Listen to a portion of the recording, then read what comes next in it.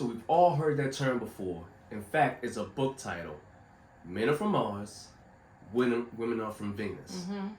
What does that mean to you? It just means that sometimes we operate like we're from two different planets. Yeah. Like, Venus is like the best planet, and Mars is like the hot planet. Yeah, how about it? But yes, sometimes we just operate completely different. Like we're from two different places. Yeah, and no greater place do you see that than when you bring two people together from two different planets into a marriage. And sometimes you just think like, oh my God, like I miss the days when I could just make a decision by myself and then just go and do what I want to do. Yeah. But now I have to communicate with this alien over here and they just don't understand what I'm talking about. Have you been there? Let's talk about it.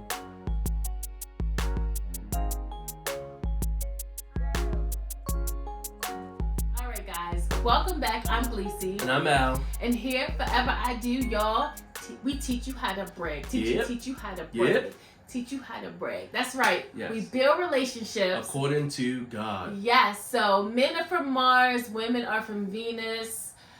What does that mean? Like, you talked about like making decisions and, just going forward with things. But sometimes, like, when you're trying to make a decision with your spouse, like, yes, stop that's the brakes. What it feels like. Like you hit a brick wall, like nothing happens. Like we're not moving the ball down the field. And believe it or not, there's very specific reasons of why these things can happen. Yeah, but sometimes it's like, you remember learning how to drive and you were a little nervous, so you kept pushing the brakes. So you go a little bit and then you hit the brake. And that's exactly hit the brake. That's exactly what you did. Just like it is in that first year or sometimes even year or two of marriage. You feel like you're going at a decent speed, then somebody hits the brakes. You're going at a different speed and the brakes keep being mashed and hit. Yeah.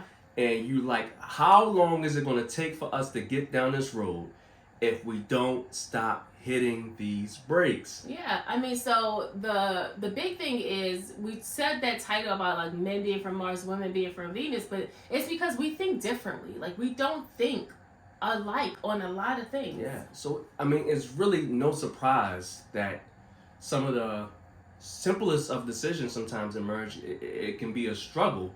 Like, fellas, have you even just asked that question, that infamous question, where do you want to eat?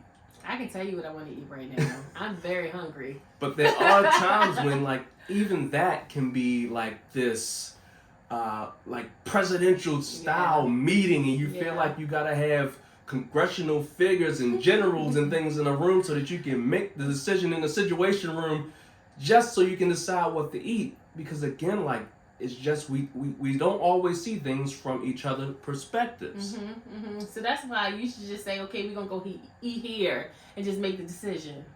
Now we know, like, we aren't the president all the time. You can't just make that executive decision, sign that bill, and just go, because there are ramifications for just going and not including your partner. And let's be real, like, there are some decisions that you can just make, and there are a lot that you need to have that other perspective in order to move forward in the best possible way. Like, God didn't bring you together just to do things like you did them before you got married.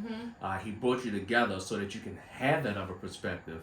But that doesn't mean that it is easy. Yeah, so one thing that you can do is speak your spouse's language. Yes. Like, I know when I'm coming to you with something, I need to have the whole plan, the incidentals. I need everything written out, because you kind of like love the details. Yes, absolutely. So again, like, one thing key is just, again, understanding the language that your spouse speaks. Yeah. And that's a learning curve. Like, it's just like, again, like if you go out to France and you go into all these different restaurants and locations and you're still trying to speak English, and they telling you, like, I don't understand, you better learn some French, you better break out a book, you better do some studying. You have to study your spouse too. And you have to learn the language that they speak. Yeah. So, as Lisa just said, like, I'm a very logical person. I want things in order. So if you're speaking to me and you're speaking all on emotion and feeling, it's just passing me by. Like I'm just in my mind. I'm trying to translate it in my mind so that it makes sense for me and put it into a logical format.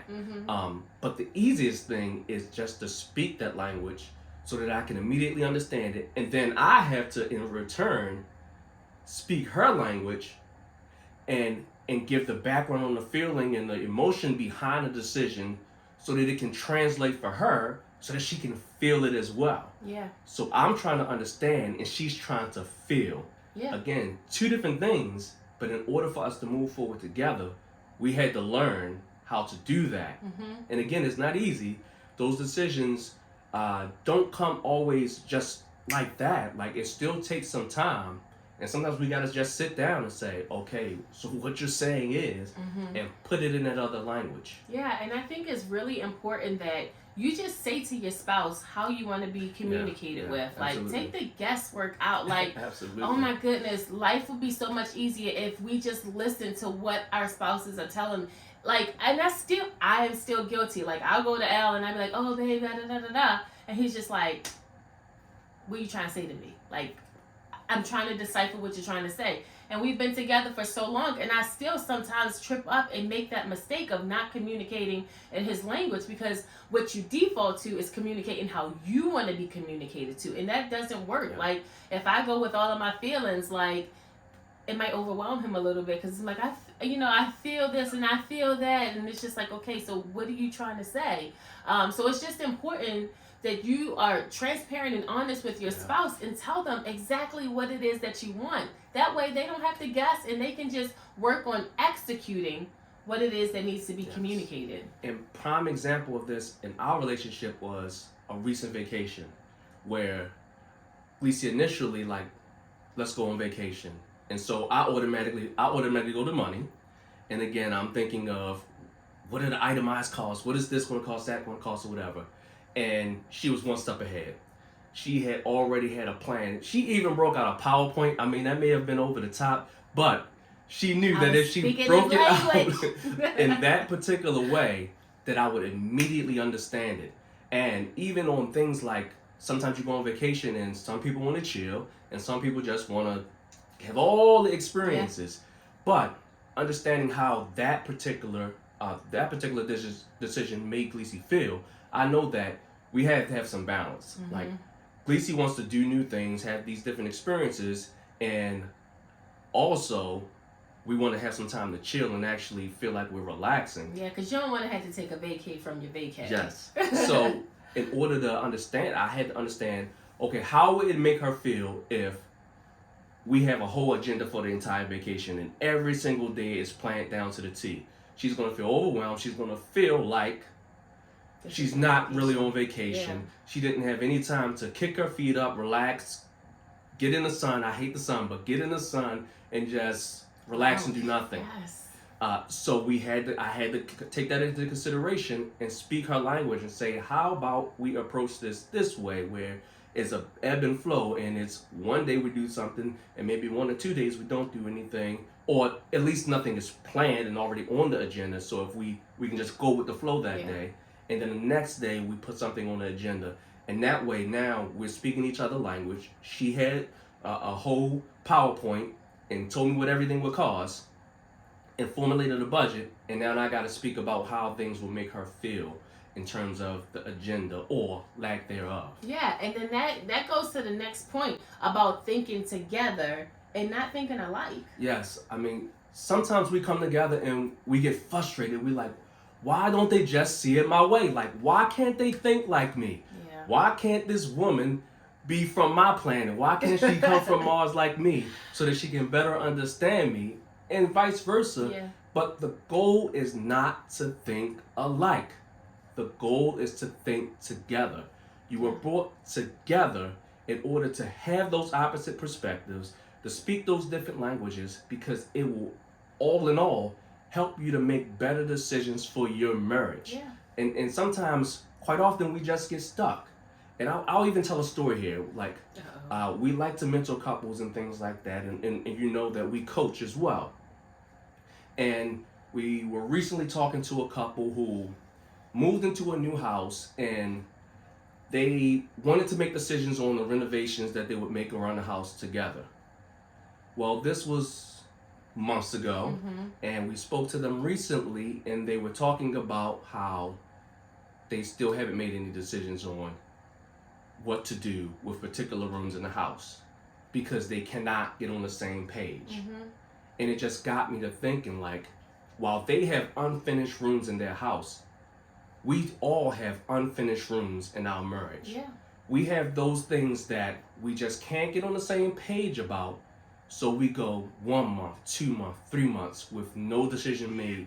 And sometimes we even try to just put the decision on the back burner because we don't want to have that conversation because it's too hard.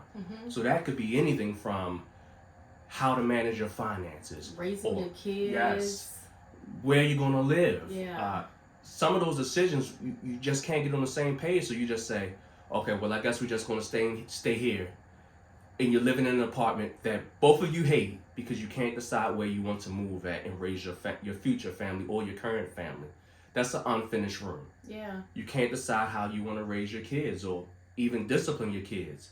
And so you're doing two opposite things, or you just stop disciplining them altogether. Yeah. That's an unfinished room. Yeah, yeah, and it's just so important that you acknowledge what that unfinished room is. It's weird because, like, when you talk about a room in your house, you can just shut that door. And you can walk past that door, and you don't see anything. But the moment you open that door, it's just like, what are we going to do with this? And it's a reminder that the decision was not made. Yeah. And you have those unfinished rooms.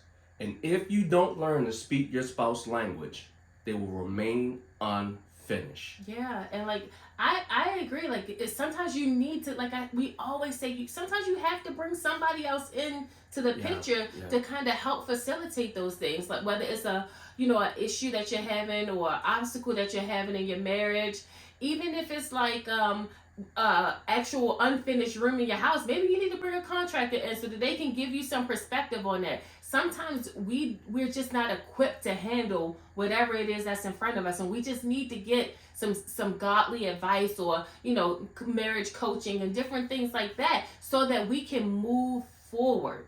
Yes, and I love that actual visual, because if it's an unfinished room in your house, you can bring in a contractor, interior designer, or whatever, and now they open up a portfolio and they present some ideas, and now it sparks the conversation, and you can see some visuals, and you can say, okay, we both agree on that one, and that starts you down the road to togetherness, to thinking together, and not alike, but thinking together. And you need those same things in your marriage. You need that interior designer that can come in and present some options for you so that you can finish that room. Yeah. And if you guys need some help, make sure that you check out our Calendly. Book a brag session so that we can show you or explain to you how we help couples brag. Yes.